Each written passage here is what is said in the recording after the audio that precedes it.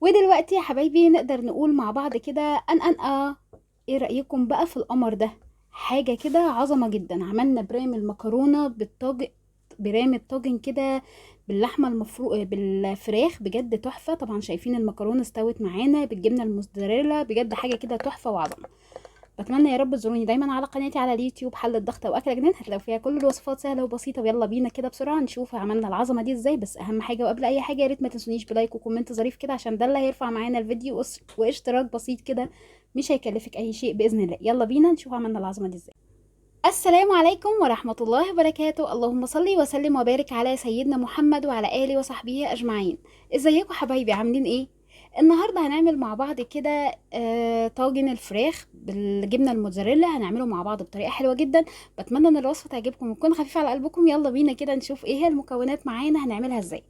معانا هنا كده صدر كده من فرخة، بس هي كانت فرخة كبيرة فانا استعملت الصدر بتاعها كده، قطعته كده قطع صغيرة كده. ومعانا هنا بصلايه كده مقطعاها، وده حسب الرغبه. ومعانا الفلفل، وهنركن الفلفل دلوقتي عشان ده هنستخدم نصه للفراخ ونصه للصلصه بتاعتنا.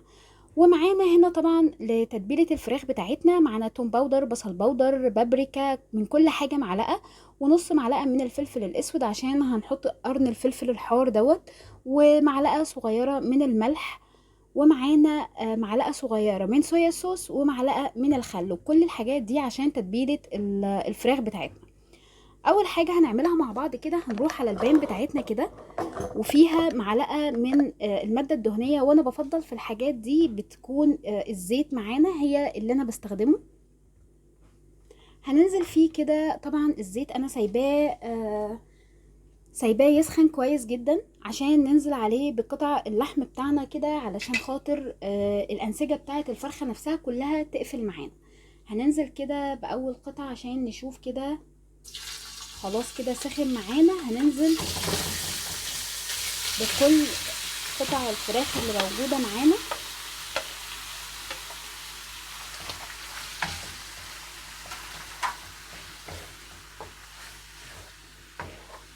بجد بإذن الله هتعجبكم جدا لو جربتوا الوصفة دي، وبجد هتبقى طعمها أطعم من بره بكتير. وهننزل عليها طبعا بقرن الفلفل الحار، وهنبقى ونقلب كده كل الحاجات دي كده مع بعضها.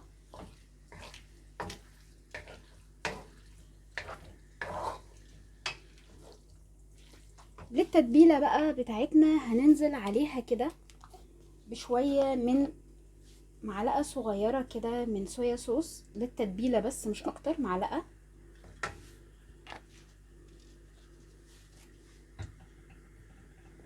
ومعلقة كذلك من الخل، وده بيخلي التتبيلة بتاعتنا ليها طعم ونكهة تانية خالص.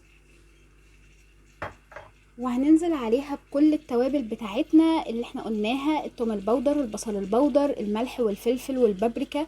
وهننزل كده بكل المكونات ونقلب كل الحاجات القمر دي مع بعض. بجد هتعملي احلى برام كده لولادك.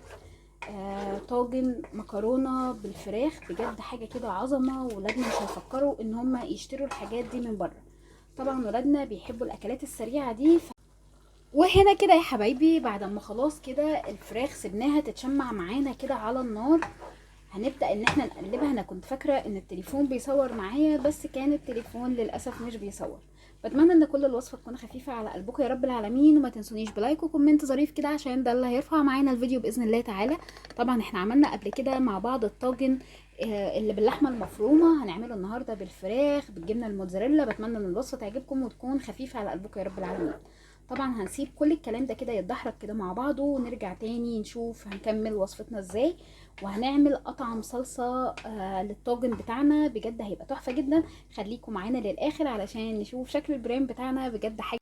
وهنا كده يا حبايبي خلاص كده الفراخ معانا بدأت تدخل معانا في السوا. هننزل عليها كده بالبصل بتاعنا، وهننزل عليها كده بشوية من الفلفل الاخضر للتسوية بس وللنكهة. وهنقلب كل الكلام ده كده مع بعضه، ان البصل والفلفل يتشوحوا مع الفراخ بتاعتنا وياخدوا نكهة كده قمر كده معاها. مش قادره اقول لكم بجد ريحه الفراخ عامله ازاي. بتمنى ان الوصفه تعجبكم، وتزوروني دايما على قناتي على اليوتيوب حل الضغط واكله جنان، هتلاقوا فيها كل الوصفات سهله وسريعه وبجد خفيفه جدا. بتمنى يا رب ما تنسونيش بلايك وكومنت ظريف علشان ده اللي هيرفع معانا الفيديو، واشتراك خفيف كده مش هيكلفك اي شيء باذن الله تعالى. كده خلاص الفراخ كده جهزت معانا. هنستنى بس لما الحاجات البصل والفلفل بتاعنا ده يدبل شويه ونرجع تاني نكمل وصفه. ودلوقتي يا حبايبي بعد ما خلاص كده الفراخ معانا استوت كويس جدا، هنبدا بقى ان احنا نشيل الفراخ بتاعتنا كده بالخضار بتاعها البصل والفلفل بتاعها كده، ونبدا نجهز لاحلى صلصه للبرام بتاعنا. يلا نشيل الفراخ بتاعتنا ونرجع تاني. ودلوقتي يا حبايبي في البان كده بتاعه الفراخ معانا هننزل عليها بالبصله بتاعتنا. طبعا حطينا الماده الدهنيه اللي تفضليها، انا عن نفسي بفضل الزيت في الماده الدهنيه. الماده الدهنيه بتاعتي في البرامات بتاعه الطواجن بتاعه المكرونه اللي باللحمه المفرومه او بالفراخ والكلام ده كله. هنبدا ان احنا ندحرج كده البصله بتاعتنا، مش عايزينها ان هي تبقى قاسيه كده وعامله خالص، لا احنا عايزينها تبقى يا دوبك بس تدبل معانا حبه صغيره. هنعمل بجد اطعم صلصه احسن من بتاعه بره بكتير. طبعا احنا معانا هنا هنحتاج 5 فصوص من الثوم او 6 فصوص حلوين كده من الثوم، والفلفل الرومي اللي احنا مقطعينه، وطبعا البصله هنخليها تدبل كده معانا مكان الفراخ عشان كله يبقى واخد من طعم بعض كده. وهنفضل نقلب كده البصله بتاعتنا، مش عايزينها تدبل معانا قوي. ومعانا هنا طبعا التوابل بتاعتنا كالمعتاد للطواجن بتاعه المكرونه والكلام ده كله. معانا الملح ومعلقه ملح ونص معلقه من الفلفل الاسود، ومعلقه كبيره من الكزبره، ومعلقه من الكمون معلقه صغيره. بس الكزبره مخلينها الكزبره الناشفه معلقه كبيره علشان بتدي طعم حلو جدا للتتبيله بتاعه الصلصه بتاعتنا. هنقلب كل الكلام ده كده مع بعضه، ونبدا ننزل معانا بالفلفل الرومي علشان كله يدبل مع بعضه كده. بجد اكله سهله وحلوه. ودلوقتي يا حبايبي كده خلاص كده عملنا، حطينا هنا كده الثوم والفلفل والبصل كده، قطعنا الثوم كده حتت كده ودحرجناه كده مع الزيت كده شويه. اهم حاجه ان لازم الثوم ابقى مقطعاه كويس جدا. وهنبدا ننزل عليه بمعلقتين من الصلصه كده الجاهزه، ودي حاجه اختياري، لو حباها تمام مش حباها مفيش اي مشكله، بس انا بحب احطها كده اقلبها كده مع البصله. بجد بتدي نكهه وطعم تاني خالص احسن، عشان تخلي الصلصه بتاعتنا احسن من بتاعه بره بكتير. ودلوقتي يا حبايبي كده جهزنا كده معلقه من الصلصه، هنبدا ان احنا ندحرجها كده مع البصل والفلفل والثوم. وانا هنا ما حطيتش كل كميه الثوم بتاعتي علشان انا بحب احط مثلا، يعني لو انا هستخدم 6 فصوص من الثوم بحب اخلي 3 و3، يعني 3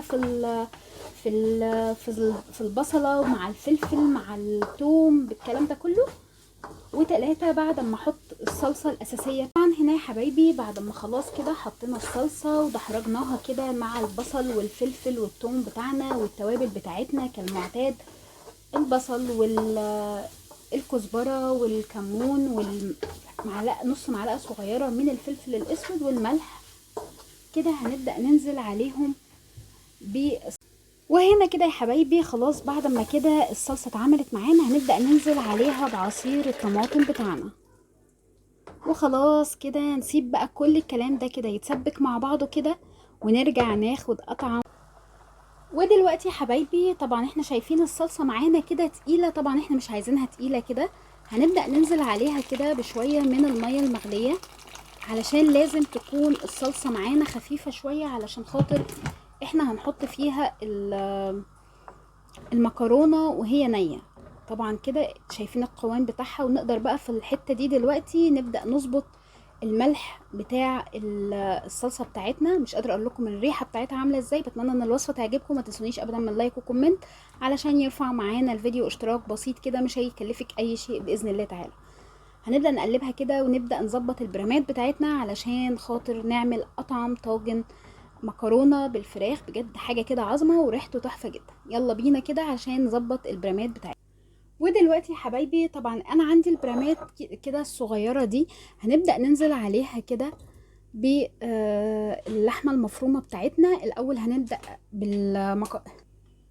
هنبدا ننزل فيها كده الاول بالمكرونه. مش قادره اقول لكم بجد، هنبدا ننزل كده بالمكرونه بتاعتنا اللي هي نيه. ريحه التتبيله بتاعه الفراخ بجد عظمه. طبعا دهنا البرامات الاول كده من الزيت، زيت بقى سمنه اللي تفضليه وتحبيه ادهنيه، تمام مفيش اي مشكله. هنبدا ندهن المكرونه، ننزل المكرونه بتاعتنا كده ونجيب كل البرامات بتاعتنا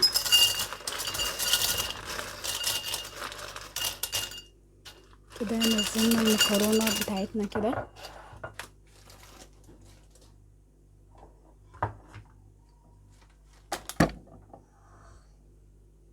واحلى حاجه بقى في البرامات دي ان هي على قد الاطفال بجد كده حلوه جدا. خلاص كده نزلناها وهنبدا ننزل الفراخ بتاعتنا.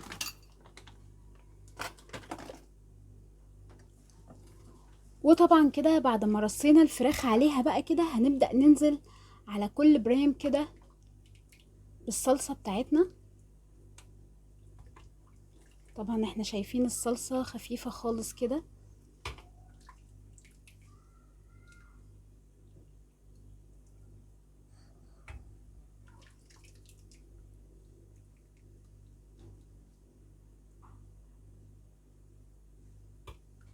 على كل البرامات بقى بنفس الكلام ده كده، ونغطيها بورق فويل. طبعا احنا شايفين الصلصة خفيفة ازاي كده. خلاص كده مظبوط. مش قادرة اقول لكم بجد الريحة عاملة ازاي، تحفة جدا. خلاص كده هنغطيهم بقى وندخلهم الفرن بتاعنا، طبعا يكون سخن من الاول، وندخلهم الفرن بتاعنا. بتمنى ان الوصفة تعجبكم، وما تنسونيش بلايك وكومنت ظريف علشان ده اللي هيرفع معانا الفيديو باذن الله تعالى. يلا ندخلهم الفرن ونرجع تاني نشوف شكل البريم بتاعنا، طبعا على ما المكرونه بتاعتنا تبدا تستوي ونرجع نطلعها ونحط الجبنه الموتزاريلا بتاعتنا.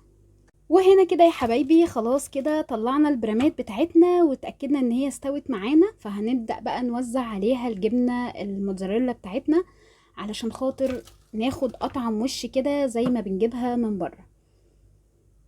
انا عندي بنوتي ما بتحبهاش الا بالجبنه الموتزاريلا كده، لازم تبقى سايحه وبتمط فيها كده. هنبدأ كده ان احنا ننزل عليها الجبنة الموتزاريلا بتاعتنا كده، ننزل عليها زيتونتين كده زي ما بنجيبها من بره. بجد مش قادرة اقول لكم ريحته عاملة ازاي، طعمه هيكون طعم جدا. بتمنى تجربوا الوصفة وتقولوا لي كده اذا كنتوا بتعملوه بنفس الطريقة ولا لا. هستنى منكم لايك وشير وسبسكرايب للقناة عشان يوصلك كل جديد. خلاص كده حطينا الجبنة الموتزاريلا، هنبدأ دلوقتي بقى ندخله تحت الشواية بتاعتنا ونرجع تاني نوريه لكم بإذن الله بعد ما يطلع. ودلوقتي يا حبايبي نقدر نقول مع بعض كده ايه رأيكم بقى في البرامات القمر دي؟ حاجة كده تحفة جدا. عملنا كده طاجن المكرونة بالفراخ بالجبنة الموتزاريلا، حاجة كده عظمة جدا.